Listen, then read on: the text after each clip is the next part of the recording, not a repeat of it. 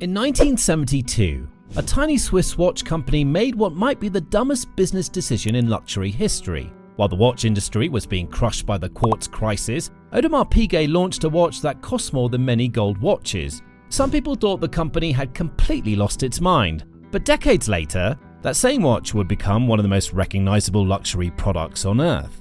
This is the story of the Royal Oak, the watch that didn't just save Audemars Piguet, it changed the entire luxury watch industry. So let's have a look at the whole story. Now, before we see how the Royal Oak saved Audemars Piguet, we need to understand just how dangerous the situation had become. In the late 1960s, the Swiss watch industry was facing a challenge unlike anything it had encountered before. For decades, Switzerland had dominated global watchmaking. Swiss manufacturers produced the overwhelming majority of the world's mechanical watches and enjoyed a reputation for craftsmanship that few countries could rival. Companies like Rolex, Omega, Patek Philippe and Audemars Piguet represented the very high standards of precision and luxury. The Swiss had spent generations perfecting springs, gears, escapements and hand-finishing techniques. They believed they had mastered the art of watchmaking. But suddenly, the rules of the game began to change. Thousands of miles away in Japan, companies such as Seiko were investing heavily in electronic timekeeping, and in 1969, Seiko introduced the Astron, the world's first commercially available quartz wristwatch. At first, many Swiss executives dismissed it as an expensive technological curiosity, but they soon discovered something terrifying. Quartz watches were not only more accurate than traditional mechanical watches, they were also easier to produce, required less maintenance, and became cheaper with every passing year. The implications were enormous. For giant manufacturers, the situation was deeply worrying, and for smaller independent companies like Audemars Piguet, it was potentially catastrophic. Unlike Rolex or Omega, Audemars Piguet wasn't producing hundreds of thousands or millions of watches every year. Founded in 1875 by Jules-Louis Audemars and Edouard Auguste Piguet, the company remained proudly independent and family-owned. It specialized in complicated high-end mechanical watches and produced only a few thousand pieces annually. Its clientele was small, exclusive and international. The company had built its reputation on exceptional craftsmanship rather than industrial scale.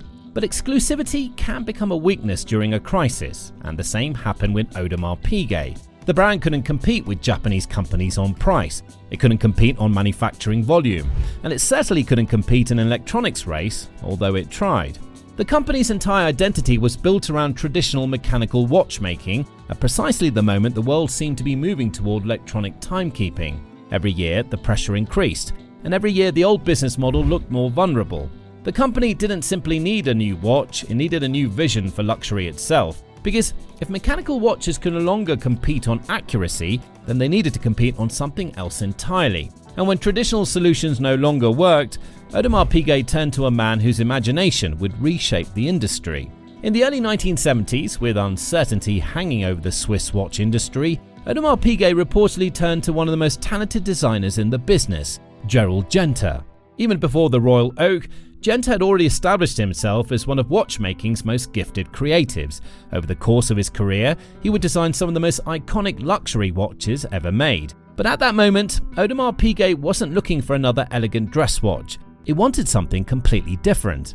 According to the reports, company executives contacted Genta with an urgent request. They needed a steel sports watch unlike anything on the market, and they needed the design immediately. Genta later recalled receiving the brief late in the evening and spending the entire night sketching ideas at his desk. By the following morning, the foundations of what would become the Royal Oak had reportedly been completed. Whether every detail happened exactly that way is impossible to verify. Like many stories in luxury watchmaking, parts of the legend have grown over time. But what isn't debated is the extraordinary design that emerged. The Royal Oak looked completely different from everything else in luxury watchmaking. Instead of a conventional round bezel, its 39mm case size featured a striking octagonal bezel secured by 8 visible white gold screws. Instead of hiding the watch's construction, the design proudly displayed it. The sharply faceted case and integrated bracelet flowed together as one seamless piece, requiring an extraordinary level of finishing. Every surface alternated between brushed and polished finishes, creating a level of complexity rarely seen on a sports watch. The inspiration came from old diving helmets, whose exposed bolts and industrial appearance influenced the watch's unmistakable aesthetic. At first glance, the Royal Oak barely looked like a luxury watch at all. Most luxury watches of the era were thin, discreet and conservative. The Royal Oak was bold. Most luxury watches respected tradition. The Royal Oak challenged it. And more importantly, the Royal Oak looked expensive without relying on gold or gemstones. It proposed a radical new idea that exceptional design and craftsmanship could be luxury in their own right. But if the design surprised people, the price shocked them, because the Royal Oak wasn't merely unconventional, it was outrageously expensive. When Audemars Piguet officially unveiled the Royal Oak at the 1972 Basel Watch Fair, reactions were immediate, not due to its design, but due to its huge price. The stainless steel watch cost 3,300 Swiss francs upon its first release. That was more than a gold Patek Philippe dress watch and 10 times more than a Rolex Submariner.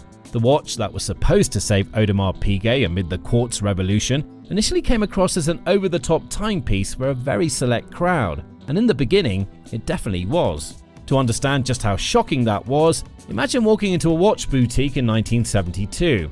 For the same amount of money, you could buy several high-end Swiss watches. In some markets, you could even purchase a small car for a comparable price. Luxury buyers expected to pay premium prices for gold watches, not steel sports watches. And for all the right reasons, the pricing seemed absurd.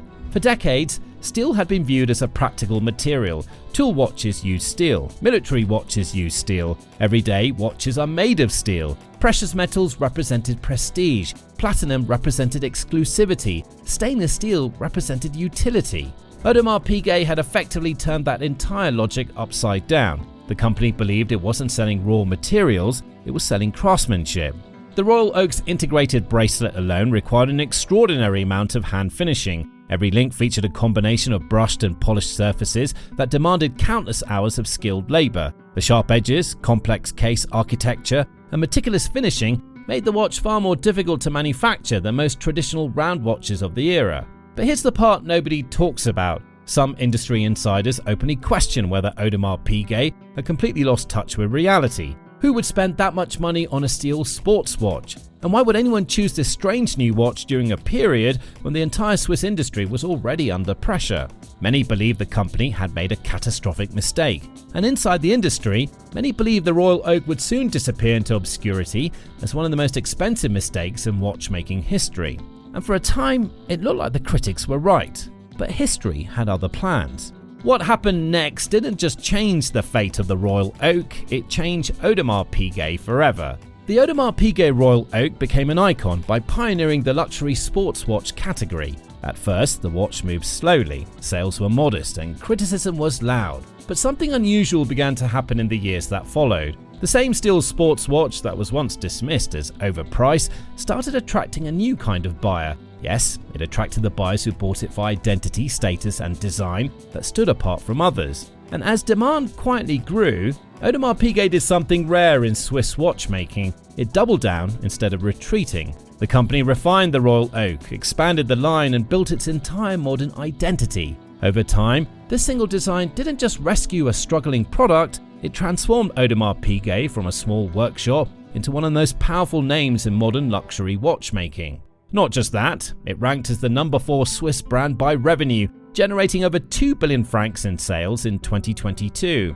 The Royal Oak gradually built a reputation not through mass advertising but through recognition. On the wrists of influential collectors, athletes and public figures, it began to signal something different. And it was all because of Royal Oak that the Swiss brand didn't just survive the crisis, it countered the logic that nearly destroyed it. And that's it. The Royal Oak isn't just a watch. It's proof that great design can be more powerful than technology. And while competitors fought over features and specifications, Audemars Piguet built something that people will still dream about 50 years later. Now, if you enjoyed this episode of Watch Wars, subscribe to the channel for more stories about the battles, innovations, and moments that shaped the watch industry. See you in the next one.